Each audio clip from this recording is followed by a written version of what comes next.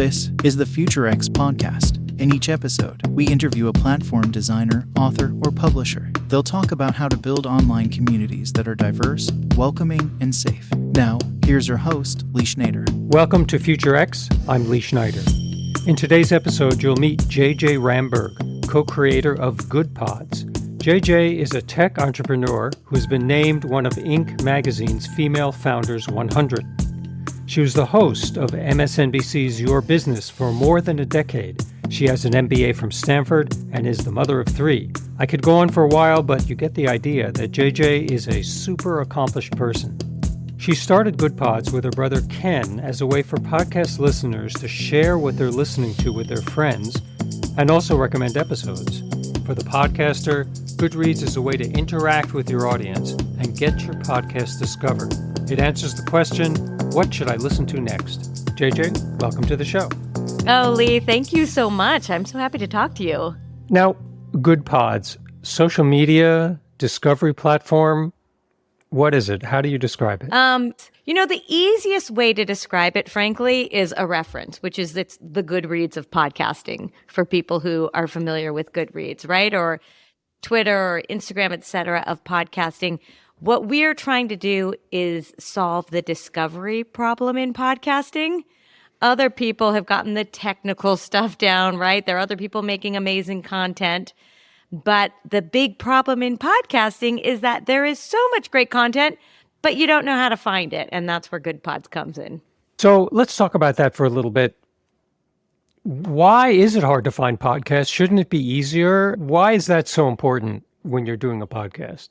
Well, it should be easy, right? But it's like so many things, you're overwhelmed by choice. There are millions of podcasts out there, and, even many more millions of episodes. And what happens to people a lot is they're going out for a run. I mean, I'll tell you my story, right? I'm going out for a run. I want to listen to something. I'm like, oh, what do I listen to? Right? So in the old days, before Goodpods, I would call my brother or text my sister or my best friend and say, like, what should I listen to right now? It's incredibly inefficient, right? You just want good suggestions from friends. And that really was the problem in podcasting is you don't have a good place to get good suggestions. And that's how people like to find things. And so the way Goodpods works, if you want me to go into it, but it's basically, it's a player. You can listen to something and it goes to the feed. So instead of calling me, Lee, and saying, hey, JJ, what are you listening to? You can just go onto your Goodpods feed and see all of the things that your friends are listening to. Right. Now, for the listener, that makes sense. For the podcaster, you've spoken a bit about surfacing podcasts that we might not normally find. And that could include podcasts from marginalized groups, people of color, women, all kinds of groups that may not pop up in our feed automatically. So is there anything that Goodpods is doing specifically to help? Well, when you think about what podcasts are promoted out there, right, they are often the ones that organizations have spent millions and millions of dollars to buy, right? And so they need to recoup their investment on those podcasts. So what happens to the person who is making a brilliant podcast but doesn't have this machine behind them marketing the podcast, right? Or doesn't have super deep pockets to market? Well, that podcast can get lost even though the content is amazing. But here's what happens. You, Lee, might have heard about this podcast from somewhere, right? And you listen to it. Then on Goodpods, I see it, and then I listen to it, and then my friends see it, etc. So really, what we're doing on Goodpods is amplifying word of mouth podcasting. And frankly, that's the way people want to learn about podcasts anyhow. Now, what about the audience of producers that you're trying to connect with? I know from my experience, even doing this podcast, that I've had to work a little bit harder to get out of my own bubble and find people who are different than I am and have different points of view, come from different worlds. Have you approached it like that at all? I have. Look, on Goodpods, again, it's a player. You can listen to podcasts on there. But the really fun part, at least for me, as a user, is the feed. And you have two separate feeds. So one is your feed of everyone you're following. So those are all your friends, influencers you like, etc. Then we have the everyone feed. And I often spend time scrolling through the everyone feed because that's where I find A, new people to follow, but B, that's where I get out of my bubble, right? And so I see what everyone's listening to. And if you look on the Goodpods feed, you're not going to just see all the top podcasts, right? You see a lot of really interesting podcasts that you would have never discovered before. And what's cool about it for me is that it's by episode. So someone's not just saying, oh, hey, go listen to the Future X podcast. You're saying, oh, I listened to this particular episode. And so I at least know where to start. And have you found yourself reaching out to particular producers to try to feature the podcast, or do you kind of let the app do its thing? Both. We have places where we have, for example, it's Goodpods Recommends or Goodpods Team Picks or Featured List. Those are editorial from Goodpods. We also have algorithmic suggestions. You liked X, you'll also like this. So we have all of that. And we reach out to people. People reach out to us a lot. To me, personally, that's not quite as fun as the recommendations from friends, but it is if you like those kinds as well. But we've done all kinds of things with producers and podcast hosts, etc. For instance, we recently did a Dungeons and Dragons and tabletop role-playing games takeover of Goodpods, those podcasts. And that was really generated from that community, right? So the TTRPG and D&D community came together. They created a whole Discord server around let's take over Goodpods. And so I had, in that particular case, a lot of communication with people in that podcast world because they saw this as an opportunity to, hey, let's take over the feed. We'll get all of our listeners on board on Goodpods to listen to our shows, and then they'll discover all of our podcasts on the feed. Now, D&D, it's a name. So at least I know that name. And this is bridging to the idea of influencers. Are influencers still a good play for a podcaster or platform builder trying to get attention? I think they are when they influence the right thing, right? I mean, I have to say, if you just think about it for yourself, and I look at my behavior on Goodpods, the biggest influencer for me are my friends, right? Because this is unlike me spending a tiny bit of money buying, a cheap product or, spending 20 seconds watching a TikTok video or something, right? If I am going to go give 20, 45, an hour and a half, 2 hours of my time, who am I going to listen to? It's got to be suggested by somebody who I really trust for this particular kind of thing. And I might not, the influencer to get me buy my, new skin cream is not necessarily the same person who's going to get me to listen to a podcast for 2 hours or even 20 minutes. And so that's why we really think of Goodpods as friends are influencers.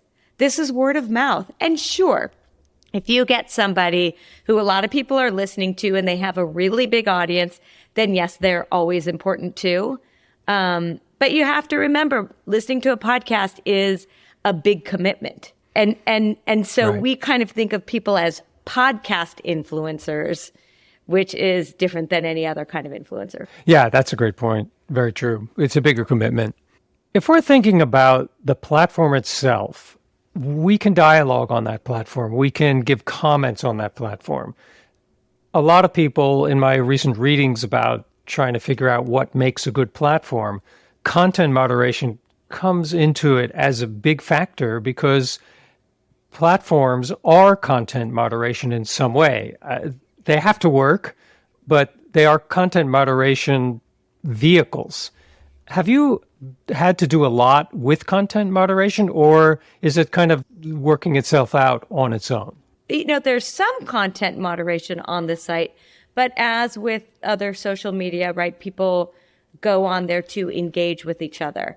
What's interesting about Goodpods is, unlike some other social media, which is sort of thrives on emotions of, it might be FOMO or envy or things like that. We think of Goodpods as really the way to share things that are good for you, right? Or entertaining, or help expand your brain or your mind, or make you see things in a different way.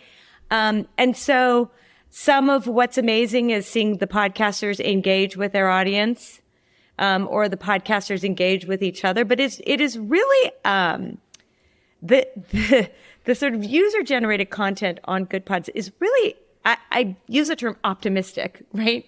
In that it is a lot of people sharing things like, I want to learn this, I want to laugh about this, etc. It's interesting because there's an interview that I've done for this series that I don't know where it will be, whether it has already aired or after, but with one of the fellows who created Literal.club, which is kind of like a Goodpods for books. It's kind of like a remix of Goodreads. And I asked him the same question, and he had a similar answer. Due to the type of community that we're talking about here, in that case, book readers and book appreciators, and in your case, podcast folk, there's not a lot of negative attack stuff happening. And I'm trying to understand, what's the secret sauce there? Like, you take a platform like Reddit or a platform like Twitter, and they're basically built to make you mad. A lot of the posts that get surface on those are the popular posts are the shouting, the all caps kind of things, or a very strong opinion. And even on a platform like, Literal.club, which is a book platform, there's not a lot of all caps going on there. And there's strong opinions, but there's not a lot of attack stuff happening. And it's similar with your platform. And I'm wondering, is it the kind of person that we're attracting there, or is it just the nature of the medium? Because it seems very different to me. I think maybe it's both, right? But we have seen that people are on here because they want to share ideas of what they've listened to. It's not necessarily a place where I'm sharing my opinion about things, even though obviously people do share their opinions. This was an amazing podcast, I learned so much, whatever it is, or like, can you believe this happened in the show? It's sharing content, which is a little bit different. Yeah, there's sort of I want to say there's kind of an intellectualism to it, but that's not the right word, because obviously sometimes you're sharing like, a totally silly comedy podcast or, kind of a self-helpy thing. But it is, I keep coming up with the word optimistic, but it's like they're explorers. People who are in Goodpods are explorers, I think, right? Explorers of it's a way to like visit different worlds through podcasts. When you think about why people listen to podcasts and the vast majority, wide variety of things you listen to, it's, I want to dip into comedy. I want to learn something about history. I want to do politics right now for a second, but politics isn't the number one thing on Goodpods by any means. It's not all fiery, right? It's a lot of just fun stuff to think about and discover, etc. Yeah, and that way, it's very similar to the early days of the internet and a little bit like what Mastodon is now. We're appreciating these things. I want to share this with you. That spirit of kind of, let's share this thing. I think that is exactly the way to say it, is people come and use Goodpods in appreciation mode. And they use it because, look, it has started, like the genesis of this was through friends. I am listening to a podcast and I want you to listen to it because it's so good, or because I learned something of it, from it. Or I am going out for a run, hopping in my car. I want to find something to listen to. I'm not coming to Goodpods to get all fired up about something and angry, right? I'm coming to Goodpods because I'm about to go on a road trip and I've got 10 hours and I want to either be entertained or learn something or be inspired, etc. And I'm getting that from other people who I'm following on the app. Now let's change the perspective a little bit and talk about building a platform. And if you were giving any advice to someone who was trying to build a platform out of their passions, out of a recommendation engine, out of a kind of a culture space, what would you tell them? What's your best piece of advice?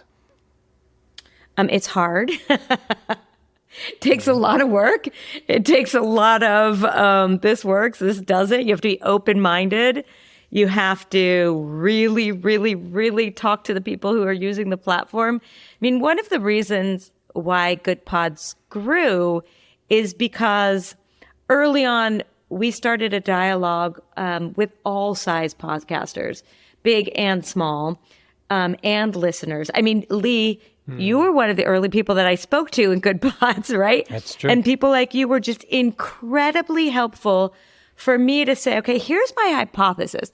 I have a feeling that discovery is stopping people from listening and discovery is stopping podcasters from growing their audiences.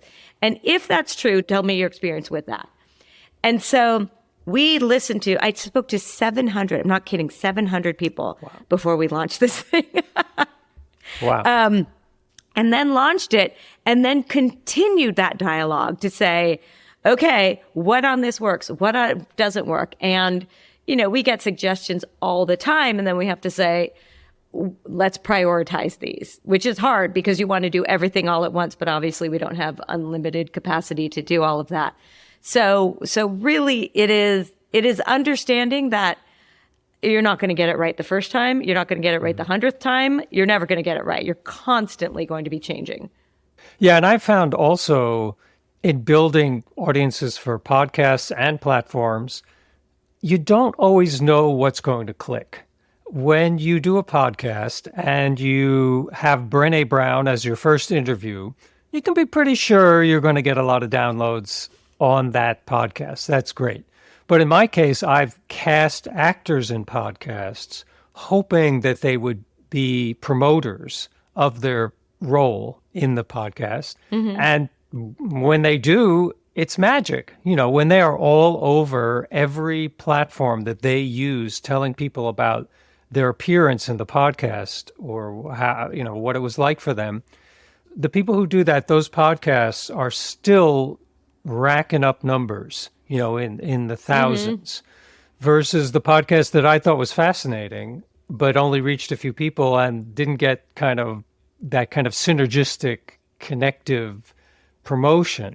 And I think so much of this is that soft, the person who tells the person who tells the person kind of networking that makes these things work. Well, that is exactly the issue we're trying to solve for. So if you think about, you have one show and 1,000 people listen to it. I'm just picking a number right from you. 1,000 people listen to it and it's on Goodpods. Unlike if somebody listens to it on another player where that listen goes into Never Never Land, on Goodpods, that means it is hitting the feed 1,000 times, right? That means it is being marketed over and over again and on the Everyone feed and also on people's friends feed. And so none of those listens go to waste. All of those listens become a piece of marketing so that then people see it, they'll listen to that one, then their friends see it, right? Or someone's like, oh, I loved this one. Click, let me go see what else is on this, what other episodes are on this show. So that's what we're trying to do. We're trying to harness the excitement that you might get around a couple of episodes and use that to grow your audience for all of the rest of your episodes. And it's the reminder factor.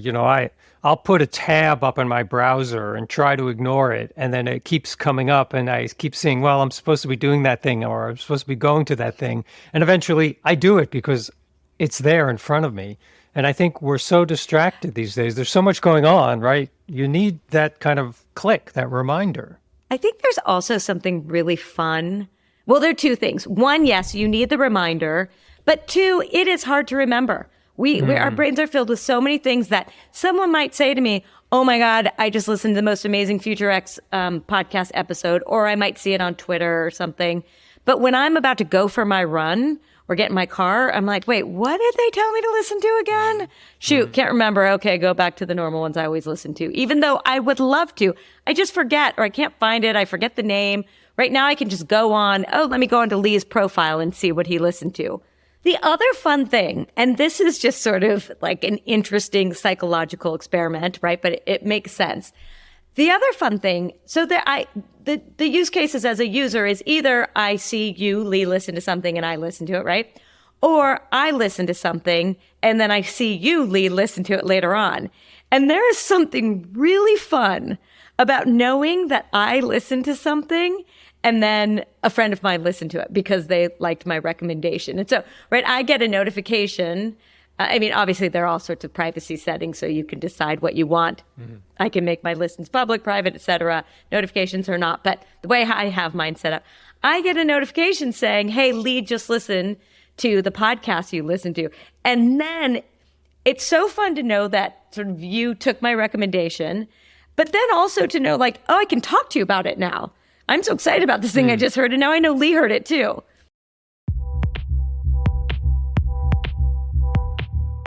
Let's switch gears for a moment and talk about New Atlantis Labs, a project you started on Discord. So New Atlantis Labs is a new company that is kind of at a very top level addressing the twin challenges of climate change and biodiversity. And we do it by aligning community, government, industry, and individual benefit with the improving ecological health of our oceans, which I know is a lot to throw at you. But the idea ultimately is to create the scientific, the data, and the economic frameworks needed to create a sustaining funding model for ocean conservation. But to get to your question about why do it on Discord, the way New Atlantis Labs is being built is really in an open community because protecting our oceans is an enormous, enormous issue, and really focus on the biodiversity in our oceans is an enormous issue. And if we want to tackle this issue as quickly as it needs to be tackled, because we are truly talking about sort of the health of our planet, right? And the survival of human beings, species, et cetera, on our planet. If we want to tackle this as quickly as we need to get as many brains and as much enthusiasm and as much excitement as possible on this issue. And Discord is a really amazing platform to bring people in and have conversations and really meld ideas and get ideas and be inspired by each other. Yeah, it's kind of interesting to me. It sounds like the kind of idea you could have done a series of webinars, you could have done some in-person events. There are many choices, but the specific open-ended, asynchronous, continual information stream of a Discord is an unusual way of going about it, but I imagine a very open-ended way which suits your purposes. Well, it's an ongoing discussion, right? Because we are trying to, again, solve these big issues. And the idea behind the way we are doing this is really to open it up to scientists from all around the world who have ideas about how to do this, right? Whether those are data scientists or marine scientists, open it up to, that's on the science side, but really open it up to people who care about this issue, who have lots of ideas. I mean, one of the big problems we've had in science traditionally is that things are siloed. And so if we can create a world where things are not siloed, where there is a true exchange of ideas, that is what we are trying to create here, because that's how we're going to solve issues much more efficiently, much more quickly than we have in the past. Well, that makes the choice of Discord really clear and really powerful. It's really amazing, right? Because you have people coming at this from all different angles, asking questions. I mean, one of the amazing things I found about how we are building this community, it's very open. It's very, again, I'm going to use the word optimistic for New Atlantis Labs. It's very optimistic, and it's people who care so deeply. And so everyone is really open to the questions that are being asked and really open to the community's answers to the questions. Most of these questions don't have answers yet, right?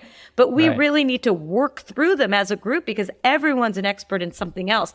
And if you can find a way to bring together all of that expertise, it is much better than saying, hey, we in this room here have all the answers. We're not listening to any of you. Why are you the person to be sitting here in the podcast chair right now to talk about New Atlantis Labs?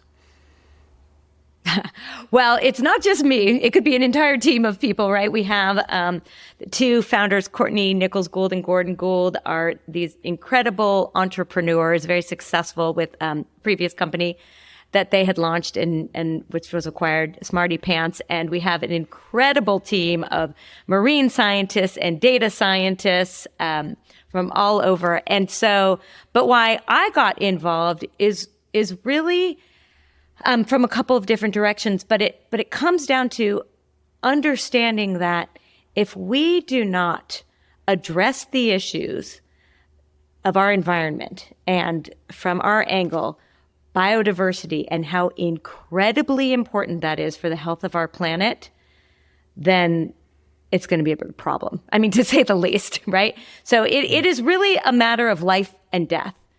It is really a matter of, can we save this planet, right? We only have one home right now. As much as we're trying to find the other ones, right now, this is the home that we are living on. And if we do not address how we treat our environment, nature, then this home is going to disappear. And that sounds so big and alarmist, et cetera, but it is the truth. And we at New Atlantis are very optimistic about being able to solve these issues. Very optimistic, particularly because of all of the amazing people that we're working with. But I'm involved in this because I care. I care about putting all of my work into, I've had all these years of experience and really wanting to take all that experience and putting it towards something that truly matters.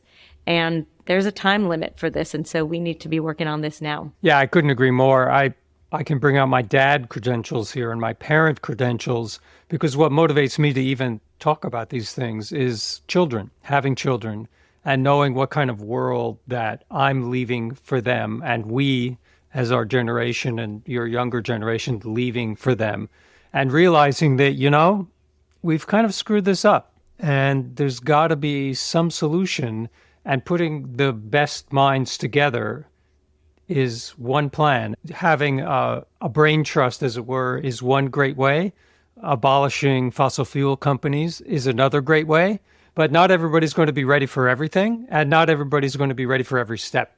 So the idea of starting this dialogue sounds very positive to me. Well, what's incredible is people are very familiar with climate change, right? Yeah. That very luckily and happily, that has really become part of the conversation.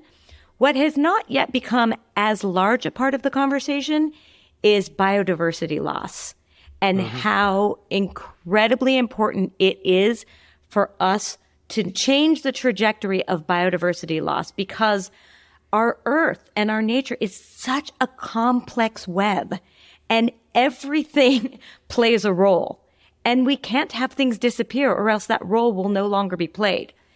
And the ocean is such a mystery to people. My kids are surfers. I spend a ton of time in the ocean. And so we think of it as this kind of big playground without thinking so often about the role that the ocean plays. So if I can just throw a couple of things out at you, or you can tell me to stop if you don't want to go do into this. But, almost every second breath we take comes from the ocean, right? And that whole process comes from a whole intricate, complex web of organisms under the ocean that are creating oxygen, right? Photosynthesis, et cetera. But so much food we have comes from the ocean.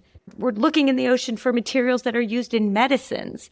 And when we're just out there surfing or on the beach, we don't think about all of that stuff of what is happening under the water there that we on our team and our team of scientists, et cetera, are really understanding so that we can get a true sense of the health of our ocean. I think a really great value here is getting people more appreciative and caring about nature. We tend to, especially in Southern California, kind of take it for granted until the skies are filled with smoke and we can't go outside and we can't open the windows, or the water is too polluted, you can't go in. Then we start to think about it. But to get people thinking about it more, it seems to be of great value. Well, one of the problems is we never put a price on nature, right? The example we like to use a lot is you could go back your truck up to a river, fill up a bunch of plastic bottles with water and go sell that water for whatever you're going to sell it for, $3 a bottle, whatever it is, right? We have put a price on the truck. We've put a price on the gas. We put a price on the bottles. We put a price on the shipping. We put a price on all of that.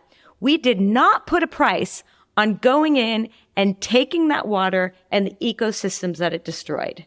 So, hey, suddenly you might have destroyed an entire ecosystem that played an incredibly important role in nature and for humanity, right? So when we're going in there and we're chopping up mangroves, it costs something because suddenly, amongst the many things that mangroves do, you've just ruined the coastal protection. So now the little city or village, et cetera, on the other side of that might be destroyed in the next hurricane. But nobody priced that in. Mm-hmm. So I think as we start to truly understand the role that nature plays and the actual price of destroying it, then it's going to be made, it's going to be easier for people to understand why this matters. What do you think we should leave people with when they're thinking about the New Atlantis project? I want people to think about the price of doing things, right? Think about what do you need in life and is it worth the cost of whatever it is I'm doing, right? Think about how going in and destroying nature, going in and trawling, right, in the ocean ruins ecosystems. And the downstream effects of that affect all of us. And so think about what you're doing in nature. Think of just as you go about your everyday life, what am I doing that affects nature? And what are the downstream effects of that? And then, take that to bigger decisions that you're making when you're thinking about the products you buy, the things you do, et cetera. Who do I want to be when I think about myself in relation to nature? And then the last thing I would think about is read up on biodiversity, right? There is a lot happening right now, which explains why biodiversity is so incredibly important. And so just start to educate yourself on that. Well, great thoughts to end with. Thanks so much, JJ Ramberg. This has been really interesting. So good to talk to you, Lee. Thanks for joining us on the Future X podcast. Listen on Apple Podcasts, Spotify, Amazon, Google, or anywhere fine podcasts appear in your feed. For more info about Future X, visit futurex.studio.